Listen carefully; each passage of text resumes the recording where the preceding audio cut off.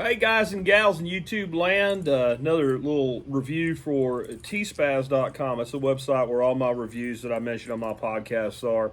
If you've never checked out my podcast, you may want to. It's the Survival Podcast. Been around 12 years, got about 250,000 listeners.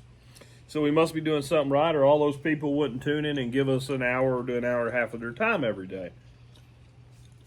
Anyway, I'm a big fisherman, and so a lot of the items I've reviewed over the years are fishing items. This little one here, I'm really digging this thing. I can't pronounce the Chinese name of the company. It's Caijia-H or something like that makes it. But they're $13, and it's a fish lip gripper.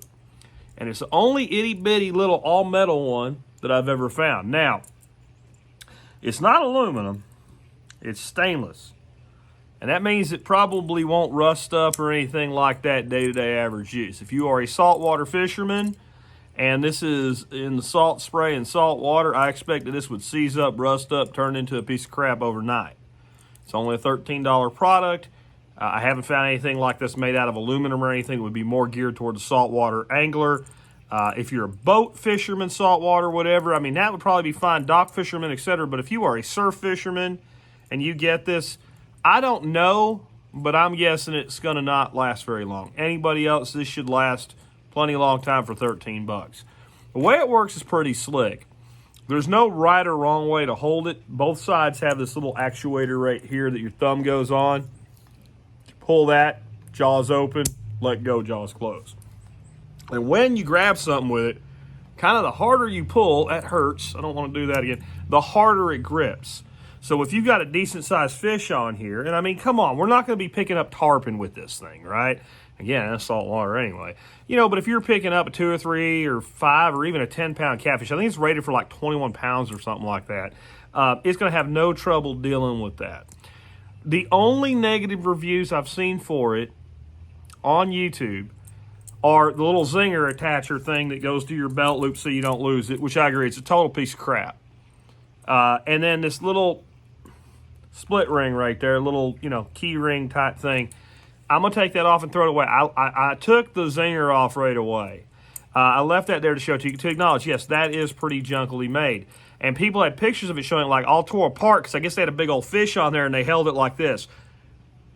There are people that you wonder when you read what they write or listen to what they say, you wonder if they spend any time at all not wearing a helmet, and if so, you wonder if maybe they should, and you really think that maybe this is a person that needs cork on their forks at home so they're not a danger to themselves and others. And I think if you have a fish flopping around and you're using one of these to control it, and you hang on to it with this little thing here like this, or that plastic stupid zinger coming out of it like this, you're one of those people, you need to cork your forks. I mean, I can't help you. I'm sorry. A normal person will understand that big hole right there, you can either grab it like this, or you can use your finger through it like that, or your thumb through it like that, or whatever. I mean, I've been using it like that right there with that ring finger in, and then you hold it. Now, why? Why do you even need a fish gripper? Kayak fishermen use them all the time. Really obvious. You kind of have limited availability of everything, and having anything that gives you more control with less work makes sense. Most of those use the big ones that kind of look like pliers made out of plastic. Those are great for saltwater too. Plastic does not rust. But I wanted something compact. And the reason I wanted something compact, and when I found this and I realized it does this right here, so what you do is take your belt loop, put it on your belt loop, boom. That hangs from your belt loop. You don't lose it. You don't need a zinger for it. Now, if you want a zinger, I don't know where it is. I got another review. Oh, here it is right here. It's attached to my belt, so I don't lose it. Didn't have a good idea. I have another review coming soon on these guys here made by Dr. Slick. That's not today. But this right here, made by Boomerang Tool Company. These are the best zingers you will ever get. They cost as much sometimes as a tool you're attaching to them, but it's because they're the best and they're worth it. They have a really nice thick keychain ring thing, so if you wanted to swap that out, it would go right in there and work perfectly. To me, something like this, again, belt loop, boom. It's on the belt loop, and the only way you're going to lose it, and this is why you might want to put a better zinger on it, is, hey, man, can I use that thing? Yeah, here, and it leaves your hand, and it goes to a friend, and it gets tossed on a bagger, and next thing you know, it's lost. But if you're using it just for yourself, as long as you have that discipline that every time you're done with it, you're going to hook it onto your belt loop, why would you ever lose it? Now, the reason I have it is one word: catfish. Catfish. Now, I'm not a catfish sissy. I learned how to pick up catfish without getting stuck by the fins, except for the little bitty ones, especially the little bitty saltwater catfish. Those things are the devil. But I've learned to pick those things up and handle them when I was 7 years old, 6 years old, something like that. I don't have any problem handling them. If you're catching a lot of them, your hands get nasty. They're slimy. And sometimes with the bullhead cats especially, they have a tendency to swallow hooks or take hooks pretty deep. And it's hard to get a pair of pliers in there and work them out and hold on to them. If you grab that lower lip with something like this and you lean back with a little leverage, it kind of locks that jaw open so you can play dentist and get that hook out. Other fish species, maybe or maybe not. I mean, a bass, I'm just going to bottom lip a bass. It doesn't make sense for, bluegills and stuff like that. But for catfish, it enables you to deal with those deep hooks and not end up with your hands just nasty. I've had days, we'll catch 50, 60 of those guys. And I'm a guy, I keep fish to eat sometimes. I like, if you get the right size bullheads, man, if you want to know how to clean them, look up shucking bullheads. Just search for that in YouTube. I'll put a link in the video notes and check out how to do that. So I like them, but I don't need my hands completely covered in catfish slime, and I don't need to be constantly, washing my hands or wiping my hands off with a rag or something like that. The other fish species that this is actually really nice for, and we do a lot of with the boat fishing, is white bass.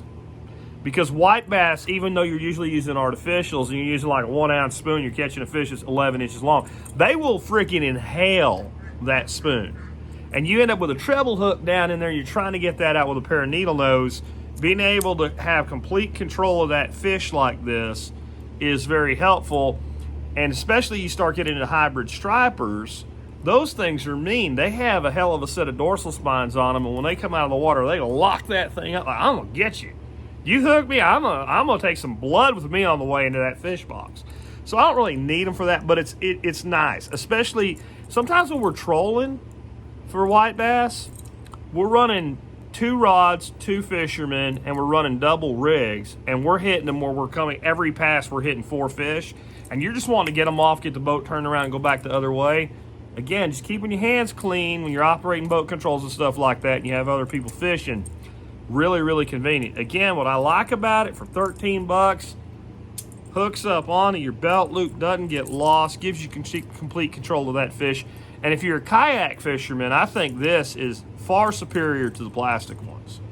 I really do. Again, because by being able to clip to a vest or anything like that, yet be independent without a zinger, and as long as when you let that fish go, it goes right back. It can even just clip onto your shirt like that. Right? That was planned. Anyway, if you have that availability, you probably won't lose it, and that means it'll be there when you need it. Give this thing a try, check it out, and remember, if it's on tspaz.com, I own it. I spent my own money on it, and I would buy it again, or I wouldn't ask you to spend your money on it. Take care, and again, if you like this sort of thing, check out my podcast, The Survival Podcast, at thesurvivalpodcast.com.